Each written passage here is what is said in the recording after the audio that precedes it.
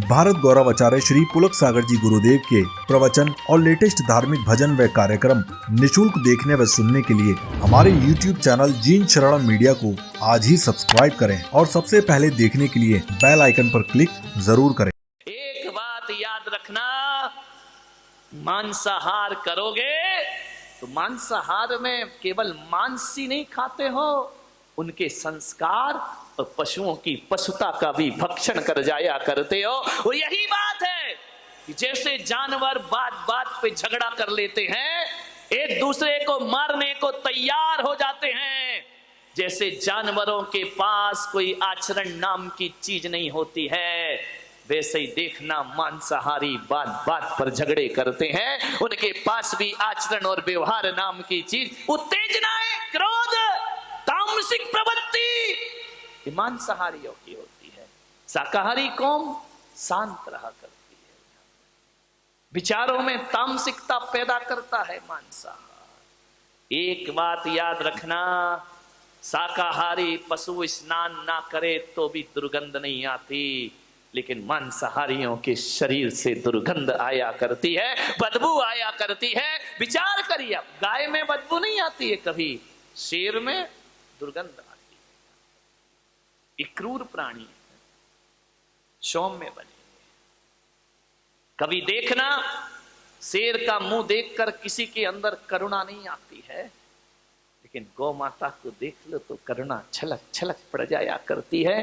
गाय के चेहरे पर बड़ा भोलापन हुआ करता है, गाय के चेहरे पर ऐसा वात्सल्य टपका करता है, शेर पर नहीं टपकता है।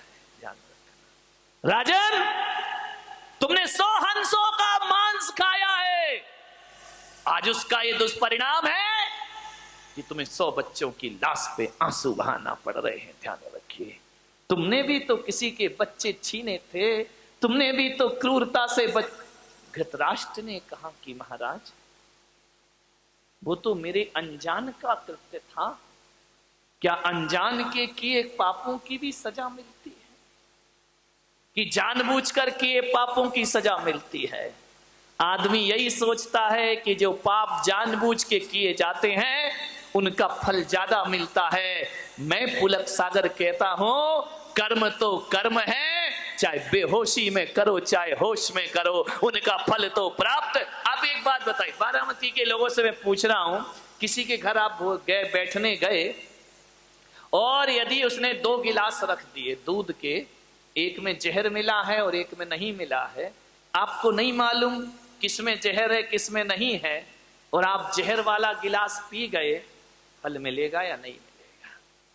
बोलिए, क्यों? आपने जानबूझ के थोड़ी पिया है, अनजाने में पिया है ना, फल प्राप्त होगा या नहीं होगा? ध्यान रखना, कर्म किसी को नहीं छोड़ा करते हैं। आप यदि अनजाने में इस प्लग में उंगली डाल दो, झटका लगेगा या नहीं लगेगा? नहीं, करंट को बोलना भाई वो तो अनजाने में हुआ, तू करंट क्यों लग रहा है मुझे? ध्यान रखिए, जानबूझ कर करो या अनजाने में, सजा तो प्राप्त जरूर। और एक बात याद रखना, जीवन में 90% पाप अनजाने में ही हुआ करते हैं मेरे भाई, जानबूझ के कोई पाप नहीं किया। 10% पाप जानबूझ के होते हैं, 90% पाप अनजाने में होते हैं। तो आप इस गफलत में ना रहें कि अनजान में किए गए पापों की सजा नहीं मिलती है। यदि अनजान में कांटे पर पांव रख दो तो वो भी चुभता है मेरे भाई, और अनजाने में कोई अंगार हाथ में रख दे तो वो भी जलाने का काम किया करता है। अज्ञान में भी यदि पाप किए हैं, फल जरूर प्राप्त होगा। धृतराष्ट्र की आंखों से आंसू आने लगे, बोले, हे माधव, ये तो बताओ कि मैं अंधा क्यों हो गया? राजघराने में पैदा हुआ, मेरी आंखों में रोशनी क्यों नहीं है? मैं इस वंश में, इस कुरु वंश में ऐसा राजा क्यों बना कि सिर पर ताज भी था लेकिन मैं देख नहीं सकता था? कृष्ण ने कहा, इसके भी जिम्मेदार तुम ही हो, क्योंकि जब वो रसोइया मांस खिलाते रहा तो तुम अंधे बनकर के खाते रहे। तुमने ये भी नहीं पूछा कि ये क्या है, क्या बना रहा है, तुम रंग और स्वाद में डूब गए थे। आंखें होने के बाद भी तुमने आंखों से देखा नहीं, तो कर्म ने कहा कि जब आंखें होकर भी उपयोग नहीं करता है तो अगले जन्म में से अंधे की पर्याय में पैदा कर। ध्यान रखिए, समझिए कर्म प्रकृतियों को। आंख होते हुए भी आप नजरअंदाज कर रहे हैं तो आपको ये आंखें दोबारा मिलने वाली, इसलिए घृतराष्ट्र तुम अंधे हुए। बोली द्रौपदी की तो आंखें हैं, ये पट्टी बांध कर क्यों बैठी है? बोले इसलिए इसका भी कर्म है। वो जो हंसों का मांस खिलाते रहा वो रसोईया कोई और नहीं, ये द्रौपदी ही है, जो इनाम के लालच में तुम्हें हंस के बच्चे खिलाते रहा। आंखें होकर भी इसने अनदेखा किया, इसलिए आंख होकर भी आंखों में पट्टी बांधने को मजबूर हो गई। अब विचार करिए, रोशनी होकर भी दुनिया नहीं देख पाई गांधारी, ये तुम्हारे ही कर्मों का फल हुआ करता है। मान्यवर ध्यान रखिए, किसी से डरो या ना डरो, मैं तो आपसे निवेदन कर रहा हूं, तुम लोग मराठा हो, महाराष्ट्र में रहने वाले लोग हो, तुम लोग वो व्यक्ति हो बारामती में रहने वालों, बहुत शूरवीर हो, ध्यान रखना, तुम किसी से नहीं डरते। वो तो मेरी किस्मत है कि थोड़ा बहुत तुम लिहाज कर लेते हो, नहीं तो किसी से डरने वाले हैं महाराजा शिवाजी छत्रपति के वंशज लोग। विचार कर, आप किसी से नहीं डरते हैं, लेकिन मैं आपसे निवेदन करूंगा एक संत होने के नाते मत डरो किसी से, भगवान से भी मत डरना। पुलक सागर की तो क्या औकात, मैं कह रहा हूं कि भगवान से भी मत डरना, मां बाप से भी मत डरना, बड़े भाई से भी मत डरना, समाज से भी मत डरना। लेकिन मैं आपसे एक निवेदन करता हूं कि समाज से, भाई से, परिवार से, बड़े बुजुर्गों से, गुरु से भी मत डरो। नहीं डरना तो मत डरिए, निर्भीक होकर जिए। लेकिन आपसे एक निवेदन करूंगा कि डरना तो भगवान से भी नहीं चाहिए, लेकिन आपसे एक ही निवेदन है मेरा कि भगवान से डरो या ना डरो, पर आदमी को अपने कर्मों से जरूर डरना चाहिए, क्योंकि कर्म किसी को छोड़ दे भगवान तो फिर भी छोड़ देगा, लेकिन कर्म किसी को भी छोड़ते नहीं। कर्मों को सुधार।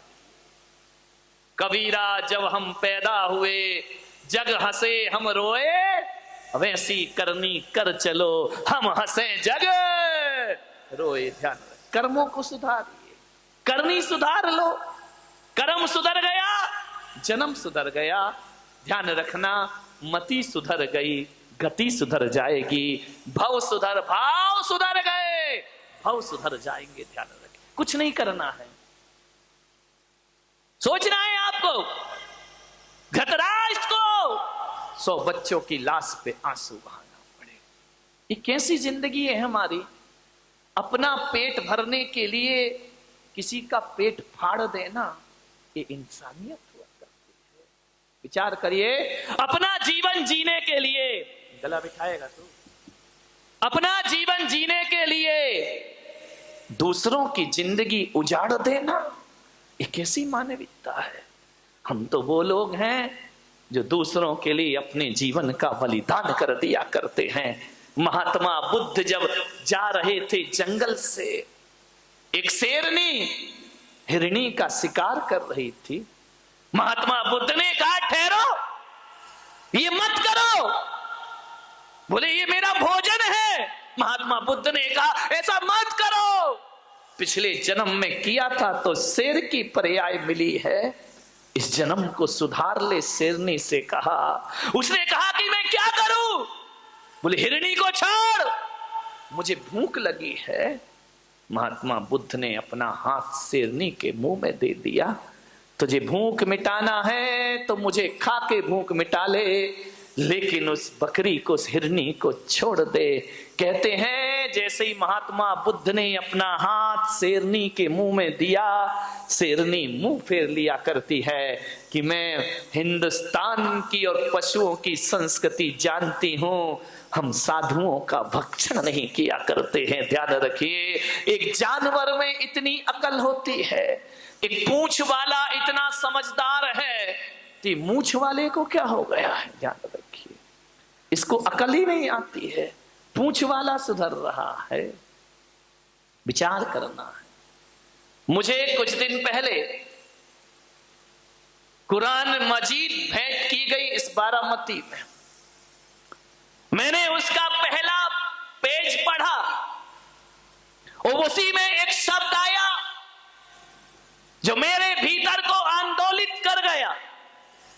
पहली लाइन लिखी है कि इस जगत का कोई भगवान है तो अल्लाह है, खुदा ही भगवान है, दूसरा कोई भगवान इस जगत में नहीं है।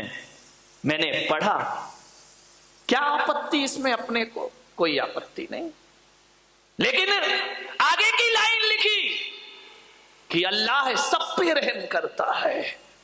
वो लाइन पढ़ के मेरी निगाहें रुक गईं कि कुरान मजीद, कुरान शरीफ में कहा है कि अल्लाह सब पे रहम करता है।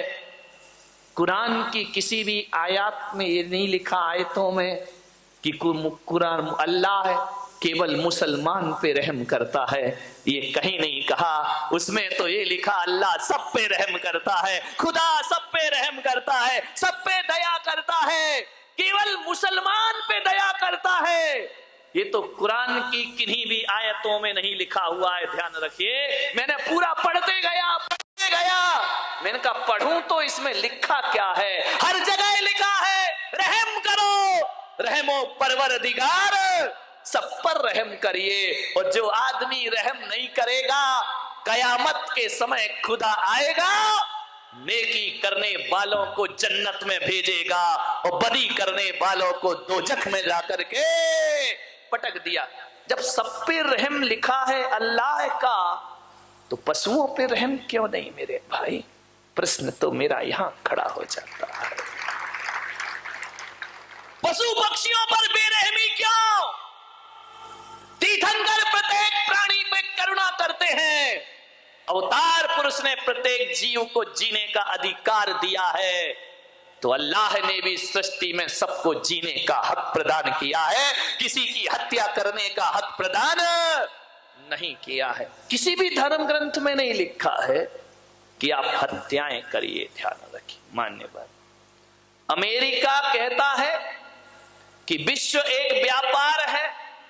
अमेरिका का संदेश, विश्व एक व्यापार है और यहां केवल मनुष्य को जीने का अधिकार है। और ऋषि मुनि का देश मेरा भारत कहता है कि विश्व एक व्यापार नहीं, मेरा भारत तो कहता है विश्व एक परिवार है और यहां सभी को जीने का अधिकार है। वसुधैव कुटुंबकम, ये चिंतन है हमारे देश का कि परिवार है, पशु पक्षी हमारा परिवार है, एक इंद्रिय हमारा परिवार है, पेड़ पौधे हमारा परिवार है, सब हमारे परिवार हैं, सबको जीने का अधिकार है। ध्यान रखना, मान्यवर सोचना है।